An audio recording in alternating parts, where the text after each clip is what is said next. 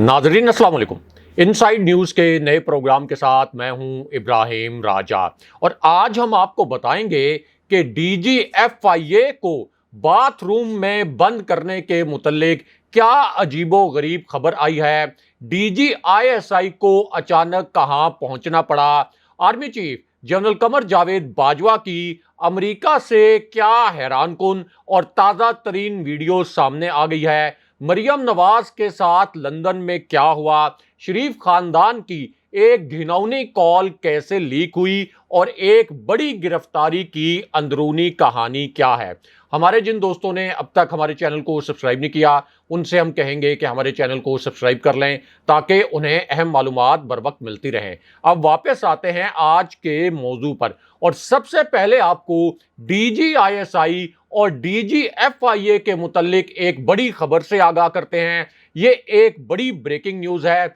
एक ताज़ा तरीन खबर है। इस खबर में बताया गया है कि DGFIA को बाथरूम में बंद कर दिया गया। अब इस खबर से जुड़ी एक वीडियो भी सामने आ गई है और अगर आप ट्विटर पर जाकर अभी सर्च करें तो आपको पता चलेगा कि ये वीडियो इस वक्त ट्विटर पर वायरल है। इस पर हजारों की तादाद में ट्वीट्स किए गए हैं। इसी तरह इंस्टाग्राम, फेसबुक और जो दीगर सोशल मीडिया प्लेटफॉर्म्स हैं वहां भी इसी वीडियो पर हजारों की तादाद में तबसरे किए गए हैं क्योंकि इस वीडियो में एक बहुत बड़ा ड्रामा भी है। अब ये जो ड्रामा किया गया इसके दो किरदारों के नाम सामने आ गए हैं। इनमें एक खातून भी शामिल है। इन दोनों किरदारों के नाम भी आपको बताएंगे और इनके चेहरे भी आपको दिखाएंगे और आप इनके चेहरे देखकर और इनके नाम जानकर हैरान परेशान हो जाएंगे कि इन दो किरदारों ने, जिनमें एक खातून भी शामिल है, इन्होंने किस किस्म का ड्रामा रचाया। अब इनमें से एक चेहरा ऐसा है जो आपका जाना पहचाना है, जिसको आप तकरीबन रोजाना अपनी टीवी स्क्रीन पर देखते होंगे। ये एक खातून है। लेकिन इनमें दूसरा चेहरा ऐसा है जिसे आप ज्यादा जानते नहीं होंगे। ये एक इंतहाई मिस्टीरियस करैक्टर है, एक इंतहाई पुरस्कार नौयत का ये किरदार है और इस किरदार को असल में एक ताकतवर शख्सियत ने कॉल की और ये कहा कि ये जो तुमने पूरा ड्रामा रचाना है पहले इसको सीक्रेट रखना है। इस ड्रामे के जो किरदार हैं उनके नाम भी आपको बताते हैं। अब ये जो कॉल की गई थी ये असल में लीक हो गई है और इस कॉल का जो पूरा रिकॉर्ड था और इस कॉल का पूरा डेटा भी सामने आ चुका है। पहले आपको इस वीडियो के दो हैरानकुन मनाजिर और इस खबर के जो दो अहम तरीन नुकात हैं वो मुख्तसरन बताते हैं। तो मामला ये है कि ये वीडियो एन उस वक्त सामने लाई गई जब बुशरा बीबी साहिबा के खिलाफ आज के दिन में एक नया ऑपरेशन किया गया और इस ऑपरेशन को Bushra Bibi audio video leaks का नाम दिया गया। अब ये जो ऑपरेशन किया गया आज के दिन में बुशरा बीबी साहिबा के खिलाफ, इसमें बुशरा बीबी साहिबा पर पहला इल्जाम ये लगाया गया कि उन्होंने इमरान खान साहब को ये मशवरा दिया कि मैं परवेज इलाही की शादी अपनी एक मुरीदनी से करवा देती हूं। इस तरह से परवेज इलाही हमेशा इमरान खान साहब के काबू में रहेंगे। लेकिन इसके बाद ये जो ऑडियो वीडियो लीक्स का एक ऑपरेशन किया गया इसमें बुशरा बीबी साहिबा पर एक और गलीज किस्म का इल्ज़ाम लगाया गया। अब इस इल्ज़ाम में कहा यह गया कि इमरान खान साहब से शादी से पहले बुशरा बीबी साहिबा ने किसी और सियासतदान को शादी का पैगाम भेजा था। ये एक इल्ज़ाम लगाया गया और फिर यह कहा गया कि ये जो सियासी रहनुमा था जिसको बुशरा बीबी साहिबा ने शादी का पैगाम भेजा उसने आगे से इनकार कर दिया और ये कहा कि हम पीरी फकीरी को पसंद नहीं करते, इसलिए बुशरा बीबी साहिबा और इस सियासतदान की शादी नहीं हो सकी। लेकिन उसके बाद इस ऑडियो वीडियो लीक्स ऑपरेशन में बुशरा बीबी साहिबा पर एक बड़ी नामुनासिब किस्म की वीडियो के मुतल्लिक एक और बड़ा घटिया तरीन इल्ज़ाम लगाया गया और इस इल्ज़ाम में कहा यह गया कि बुशरा बीबी साहिबा ने इमरान खान साहब को मरियम नवाज के मुतल्लिक एक मशवरा दिया और वो मशवरा ये था कि मरियम नवाज जब नैब की तहवील में थी جب نیب نے مریم نواز کو حراست میں لے رکھا تھا تو اس وقت مریم نواز کے باتھ روم میں کیمرے لگوائے جائیں تاکہ ضرورت کے وقت مریم نواز کو بلیک میل کیا جا سکے۔ یہ بھونڈا الزام لگایا گیا کہ بشرا بی بی صاحبہ نے اصل میں عمران خان صاحب کو یہ کام کرنے کا مشورہ دیا تھا، لیکن اس کے بعد بشرا بی بی صاحبہ کے بیٹے کے متعلق ایک بڑا مضحکہ خیز قسم کا اور بڑا عجیب و غریب قسم کا الزام لگایا گیا اس آڈیو ویڈیو لیکس آپریشن میں۔ اب اس آپریشن میں الزام یہ لگایا گیا کہ بشرا بی بی صاحبہ کا بیٹا عثمان پرائم منسٹر ہاؤس میں 15 دن تک رہا، یعنی جب عمران خان صاحب پرائم منسٹر تھے، جب عمران خان وزیر اعظم تھے، تو اس وقت بشرا بی بی صاحبہ کا بیٹا 15 دن تک پرائم منسٹر ہاؤس میں رہا اور وہاں طرح طرح کی فرمائشیں کرتا رہا۔ لیکن اس کے بعد جنرل فیض حمید کے پیٹ میں گولی لگنے کے متعلق ایک بڑا خوفناک قسم کا الزام لگایا گیا اور آڈیو ویڈیو لیکس آپریشن میں اب تک کا یہ سب سے حساس نوعیت کا الزام تھا، بہت ہی خطرناک نوعیت کا الزام تھا۔ اور یہ جو ایک نیا آپریشن کیا گیا جس کی ماسٹر مائنڈ شخصیت کا ہم نام بھی آپ کو بتائیں گے، اس کا چہرہ بھی دکھائیں گے، اب اس آڈیو ویڈیو لیکس آپریشن میں جنرل فیض حمید کے پیٹ میں گولی لگنے کے متعلق بھی ایک بہت ہی خوفناک قسم کا الزام لگایا گیا۔ اور اس الزام میں کہا یہ گیا کہ عمران خان صاحب کے ہاتھ سے ایک تسبیح چھینی گئی۔ اب سب کو پتا ہے کہ عمران خان صاحب ہر وقت تسبیح پر ورد کرتے رہتے ہیں، ہر وقت ان کے ہاتھ میں ایک تسبیح ہوتی ہے۔ تو کہا یہ گیا کہ یہ جو تسبیح عمران خان صاحب کے ہاتھ میں ہوتی تھی جس میں وہ ورد کرتے رہتے تھے، یہ تسبیح خان صاحب سے چھین کر جنرل فیض حمید کو دی گئی، یعنی اس وقت جب جنرل فیض حمید DGISI تھے۔ اس کے بعد اسی آپریشن میں الزام یہ لگایا گیا کہ جنرل فیض حمید کا کوئی گھریلو جھگڑا ہوا اپنے فیملی ممبرز کے ساتھ، اور پھر یہ کہا گیا کہ اس گھریلو جھگڑے کے دوران جنرل فیض حمید کے پیٹ میں گولی لگی۔ جی ہاں، یہ الزام لگایا گیا، لیکن اس کے بعد اس آڈیو ویڈیو لیکس آپریشن میں جنرل فیض حمید کے متعلق ہی ایک اور بڑا غلیظ قسم کا اور بڑا گھٹیا قسم کا الزام لگایا گیا۔ اب یہ جو الزام تھا اس کا تعلق بھی بشرا بی بی صاحبہ کے متعلق تھا، اور اس الزام میں کہا یہ گیا کہ بشرا بی بی صاحبہ نے عمران خان صاحب کے سامنے جنرل فیض حمید سے ایک فرمائش کی، یعنی یہ فرمائش اس الزام کے مطابق اس وقت کی گئی جب جنرل فیض حمید DGISI کے عہدے پر فائز تھے اور ان کی عمران خان صاحب سے آفیشل کیپیسٹی میں ملاقاتیں ہوتی رہتی تھیں۔ اب اس الزام میں کہا یہ گیا کہ بشرا بی بی صاحبہ نے جنرل فیض حمید سے کہا کہ جیو نیوز کے ایک اینکر کا بندوبست کرنا ہے، پھر اس اینکر کا نام لیا اور یہ کہا کہ جیو نیوز کے اینکر شاہزیب خانزادہ کا کچھ کیا جائے، یہ آدمی ہر وقت ہماری حکومت کے خلاف بولتا رہتا ہے۔ اور پھر جنرل فیض حمید سے اس الزام کے مطابق بشرا بی بی صاحبہ نے کہا کہ آپ شاہزیب خانزادہ کا یہ پروگرام بند کروائیں، لیکن اس کے بعد بشرا بی بی صاحبہ اور جنرل فیض حمید پر ایک اور خوفناک الزام لگایا گیا اس آڈیو ویڈیو لیکس آپریشن میں، اور اس الزام میں یہ کہا گیا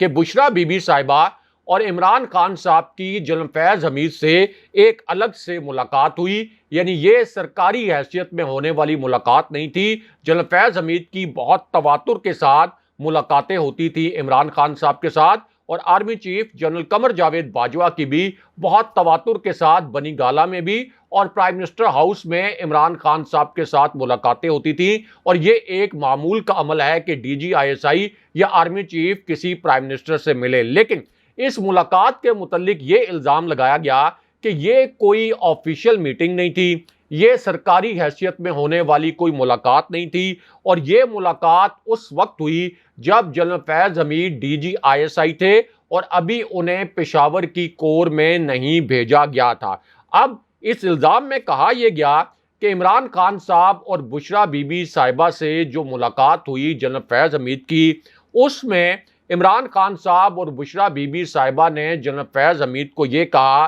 کہ میاں نواز شریف اس وقت جیل میں ہیں اور اب صرف جیل سے میاں نواز شریف کی لاش ہی باہر آنی چاہیے۔ یہ الزام لگایا گیا کہ خان صاحب اور بشرا بی بی صاحبہ نے جنرل فیض حمید کو کہا کہ ہمیں اب جیل سے میاں نواز شریف کی لاش چاہیے، لیکن اس کے بعد army chief general Qamar Javed Bajwa اور 800 مرغیاں جلانے کے متعلق ایک بڑا ہی غلیظ قسم کا اور بڑا مضحکہ خیز قسم کا الزام اس آڈیو ویڈیو لیکس آپریشن کے تحت لگایا گیا، اور یہ الزام لگایا گیا بشرا بی بی صاحبہ پر، جن کے متعلق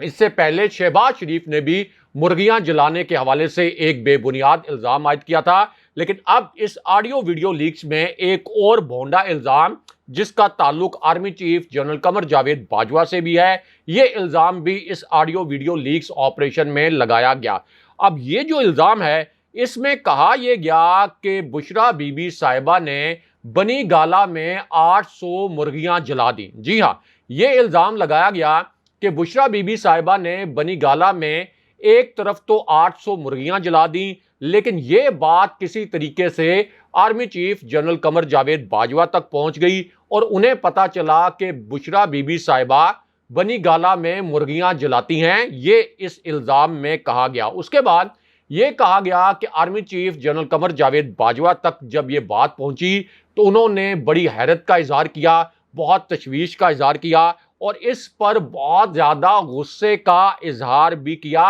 یہ اس آڈیو ویڈیو لیکس آپریشن میں ایک بھونڈا الزام عائد کیا گیا، لیکن اس کے بعد بشرا بی بی صاحبہ اور ان کے سابق شوہر خاور مانیکا کے حوالے سے بھی ایک بڑا مضحکہ خیز قسم کا الزام لگایا گیا، اور اس الزام میں کہا یہ گیا کہ بشرا بی بی صاحبہ نے اپنے سابق شوہر خاور مانیکا کو فون کیا۔ یہ فون بشرا بی بی صاحبہ نے اس الزام کے مطابق اس وقت کیا جب اس قسم کی اطلاعات پھیلی تھی کہ خاور مانیکا کی فیملی کو کوئی پولیس افسران نے روکا۔ بعد میں یہ جو اطلاعات تھی ان کی کوئی تصدیق نہیں ہو سکی تھی، لیکن کہا یہ گیا کہ خاور مانیکا کو فون کیا بشرا بی بی صاحبہ نے اس وقت، اور یہ کہا کہ جس پولیس آفیسر نے ہمارے بچوں کو روکا اسے آپ اپنے ڈیرے پہ لے کے جائیں، اسے مرغا بنائیں، اس کو سزا دیں، اس کو آپ جوتے ماریں اور اس کو عبرت کا نشان بنا دیں تاکہ کوئی ہماری فیملی کی طرف دیکھنے کی جرت نہ کر سکے۔ یہ ایک بھونڈا الزام لگایا گیا، لیکن اس کے بعد خاور مانیکا کے متعلق ایک اور الزام بھی لگایا گیا۔ اب یہ جو الزام تھا اس میں کہا گیا کہ خاور مانیکا نے بشرا بی بی صاحبہ کو ایک پیغام بھجوایا، اور وہ پیغام یہ تھا اس الزام کے مطابق کہ ہماری جو بیٹی ہیں ان کی شادی سعودی عربیہ میں ہو رہی ہے، اس لیے آپ خصوصی ایک طیارہ لے کر سعودی عرب چلی جائیں، اور ہماری خواہش یہ ہے کہ عمران خان صاحب بھی اس شادی میں شریک ہوں۔ حالانکہ یہ خبر بھی 100% جعلی ثابت ہوئی تھی جس وقت یہ گھٹیا قسم کے الزامات پہلی بار لگائے گئے تھے، لیکن اب پھر اس قسم کے الزامات لگائے گئے ہیں۔ لیکن اس کے بعد چیف جسٹس عمر عطا بندیال جو سپریم کورٹ کے اس وقت حاضر سروس چیف جسٹس ہیں، ان پر ایک بڑا خوفناک الزام اس آڈیو اور ویڈیو لیکس آپریشن میں لگا دیا گیا، اور اس الزام میں کہا گیا کہ چیف جسٹس صاحب نے عمران خان صاحب کے ساتھ ملی بھگت کی، یہ الفاظ استعمال کیے گئے، اور پھر یہ کہا گیا کہ عمران خان صاحب اور چیف جسٹس کی ملی بھگت سے حمزہ شہباز کی حکومت ختم کروا دی گئی۔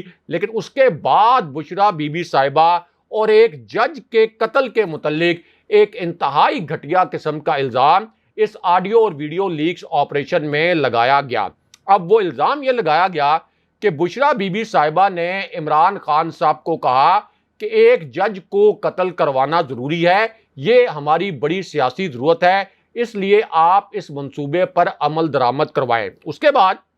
الزام یہ لگایا گیا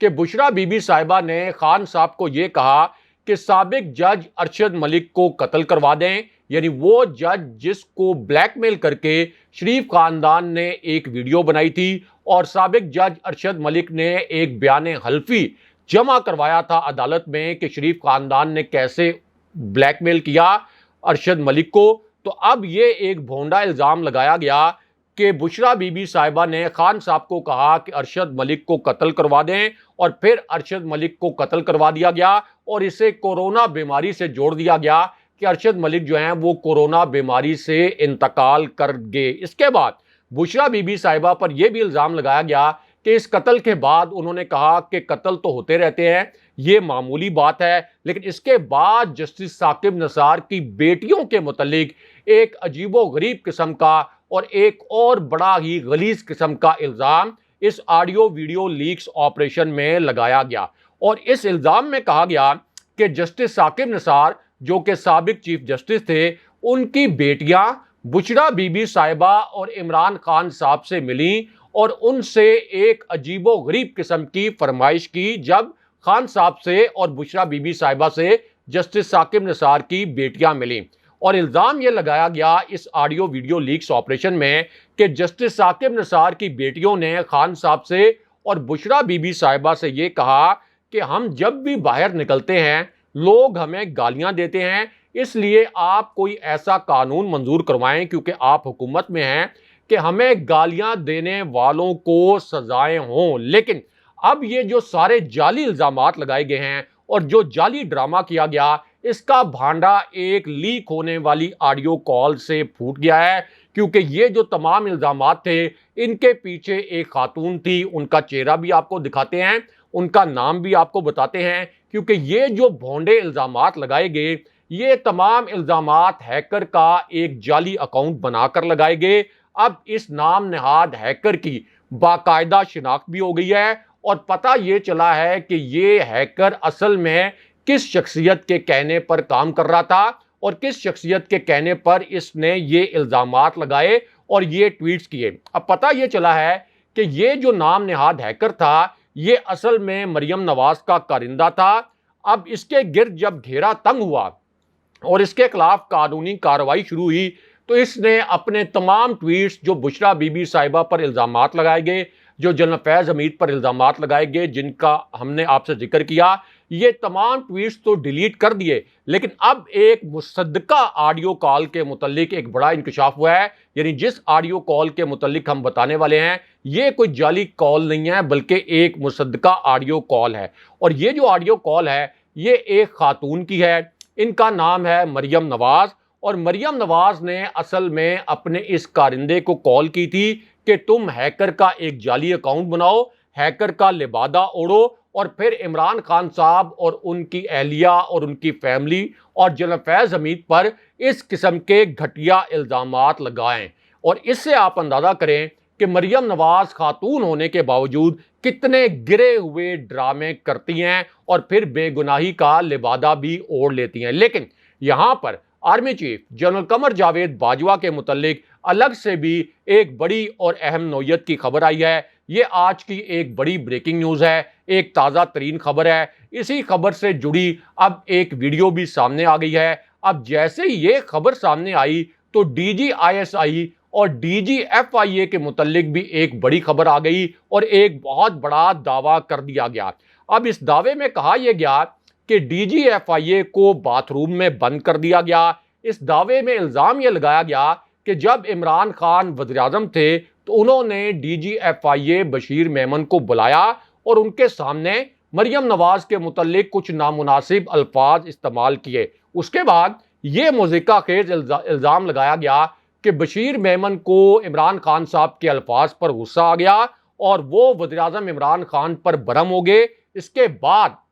عمران خان صاحب کے جو پرنسپل سیکرٹری تھے اعظم خان، انہوں نے بشیر میمن کا ہاتھ پکڑا، ان کو باتھ روم میں لے گئے اور ان کو باتھ روم میں بند کر دیا۔ اب یہ جو بھونڈا الزام لگایا گیا ہے یہ بھی مکمل طور پر بے بنیاد اور جھوٹا ثابت ہو چکا ہے، لیکن بشیر میمن جو سابق ڈی جی ایف آئی اے ہیں اس وقت شریف خاندان اور مریم نواز کی کٹ پتلی بن کر عمران خان صاحب پر الزامات لگا رہے ہیں، اور ان الزامات کی جو ماسٹر مائنڈ ہیں وہ بھی مریم نواز ہے۔ لیکن یہاں پر army chief general Qamar Javed Bajwa کے متعلق الگ سے ایک بڑی خبر آئی ہے اور اسی خبر سے جڑی ایک ویڈیو بھی اب سامنے آ گئی ہے۔ اب یہ جو خبر ہے یہ عین اس وقت سامنے آئی جب مریم نواز نے ایک بڑا ایڈونچر کیا، اور وہ ایڈونچر یہ تھا کہ جیسے ہی انہیں لاہور ہائی کورٹ سے پاسپورٹ ملا انہوں نے فوراً فلائٹ پکڑی تاکہ پنجاب حکومت انہیں روک نہ سکے اور پھر وہ ہنگامی طور پر لندن پہنچ گئی۔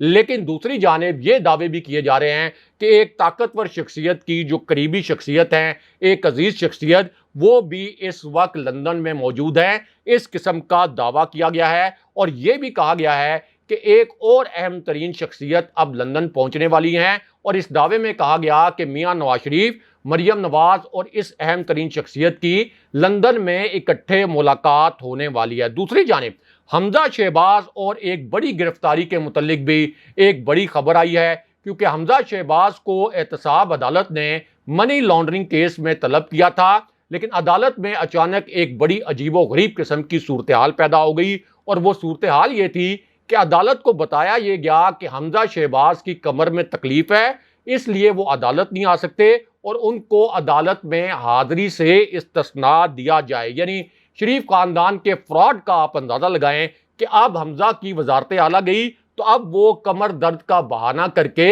عدالت میں پیش نہیں ہو رہے اور کوئی چیف جسٹس یا عدالت اس معاملے کا نوٹس نہیں لے رہی۔ لیکن اسی پوری صورتحال میں پنجاب کے وزیر داخلہ کرنل ہاشم اور پنجاب کی تحریک انصاف کی صوبائی حکومت نے اب یہ کہا ہے کہ حمزہ شہباز اس کیس میں تو گرفتاری سے بچ سکتے ہیں، لیکن لانگ مارچ تشدد کیس جو ہے اس میں ہم ہر صورت میں حمزہ شہباز کو گرفتار کریں گے، وہ بہت جلد جیل کی ہوا کھائیں گے۔ اور دوسری جانب ایک اہم خبر یہ بھی ہے کہ پاک فوج نے ٹانک میں آپریشن کے دوران 4 دہشت گردوں کو ہلاک کر دیا۔ اگلے پروگرام تک کے لیے خدا حافظ۔